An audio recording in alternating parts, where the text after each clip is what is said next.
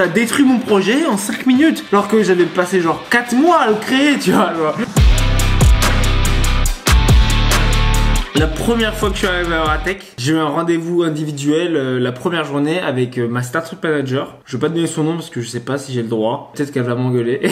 Du coup, pour commencer l'incubation, elle me dit bah viens on fait un one-to-one, un rendez-vous individuel en gros, et on discute de ton projet. Je rentre dans la salle et là la première question qu'elle me pose, est-ce que tu veux en faire ton métier? Et sur le coup je comprends pas trop, tu vois. Bah genre je suis incubé donc normalement t'as pas besoin de me poser ce genre de questions, tu vois. Tu vas pas incuber un mec parce que tu sens qu'il va pas en faire son métier, tu vois. Ça n'a aucun sens, tu vois.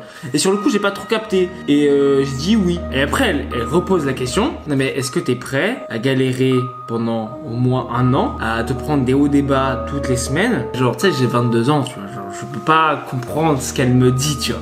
Et je dis bah ouais. Elle me fait un brief sur mon projet et là en 5 minutes, pas une seconde de plus, pas une seconde de moins, elle a dégommé tout mon projet, tout.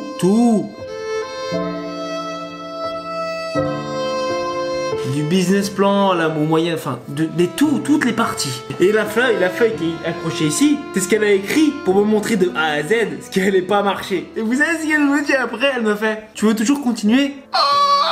Oh mec, c'était terrible. Et sur le coup, je me suis dit, je savais pas ce qui allait se passer, tu vois. J'ai juste dit, ouais, j'ai envie de continuer, je trouverai une solution. Et du coup, on est 6 mois après, j'ai trouvé une solution et ça va mieux. Mais sur le coup, premier rendez-vous, t'es en PLS, je fais, wow mec, c'est super vénère ce qui vient de se passer. T'as détruit mon projet en 5 minutes, alors que j'avais passé genre 4 mois à le créer, tu vois. Waouh.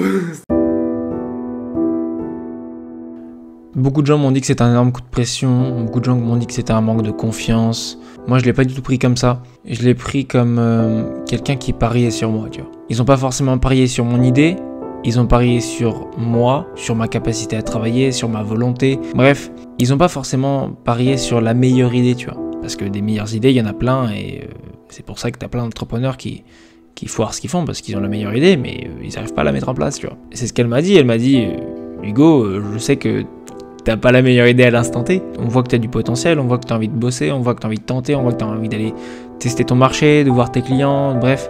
On sait que ton idée va s'améliorer. On parie de l'argent sur toi, on parie du temps, on compte sur toi, tu vois. Et quand elle m'a dit ça, je l'ai super bien pris, tu vois. L'idée, c'est pas tout, tu vois. À la fin de la journée, c'est aussi les gens, la personne qui porte le projet qui est le plus important, tu vois. Tout ce qui arrive dans la vie d'un entrepreneur, et ça peut être bullshit de fou, mais c'est pas rose, c'est super compliqué, et c'est pas des routines de méditation et où tu lis des livres qui vont t'aider à passer ça, tu vois. C'est une volonté, une envie de travailler, une envie d'améliorer et un amour profond dans ce que tu fais qui va te pousser à continuer ce que tu as envie de faire, tu vois. Et c'est ça qui va te pousser à développer ton idée et à l'améliorer jusqu'à ce qu'elle soit parfaite, tu vois.